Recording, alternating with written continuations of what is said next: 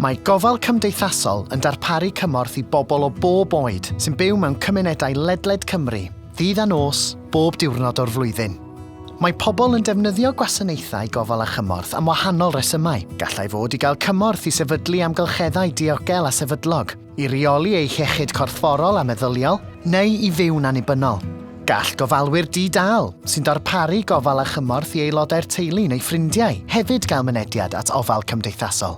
Mae'r term gofal cymdeithasol yn cwmpasu amrywiaeth o weithgareddau fel cymorth ymarferol ac emosiynol, darparu gwybodaeth, cyngor ac offer, diogelu a gofal personol. Gall gofal cymdeithasol ddigwydd mewn amrywiaeth o leoliadau, gan gynnwys cartrefi pobl, cartrefi gofal, canolfannau dydd, ysbytai neu leoliadau cymunedol eraill. Mae'n cael ei ddarparu gan sefydliadau gan gynnwys awdurdodau lleol, cwmnïau preifat, elusennau a sefydliadau nifer elw.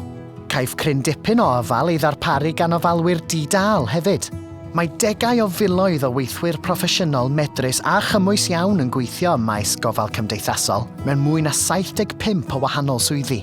Rhaid i'r rhan fwyaf o weithwyr gofal cymdeithasol yng Nghymru gofrestru gyda Gofal Cymdeithasol Cymru a dilyn codau ymarfer proffesiynol. Mae'r codau'n pennu safonau ymddygiad i gefnogi llesiant a diogelwch pobl. Mae gweithwyr gofal cymdeithasol yn cefnogi pobl i fynegu'r hyn sy'n bwysig iddyn nhw ac yn gosod amcanion drwy feithrin perthynas ystyrlon sy'n rhoi gwerth ar brofiadau, iaith a diwylliant pobl.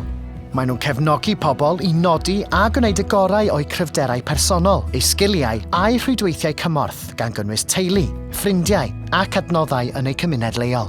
Maen nhw'n gweithio gyda phobl mewn sefyllfaoedd o argyfwng ac yn y tymor hir. Mae sefydliadau gofal cymdeithasol yn gweithio gyda meysydd proffesiynol eraill, fel iechyd, addysg a'r heddlu i ddarparu gwasanaethau gydag uniondeb, empathi ac arbenigedd.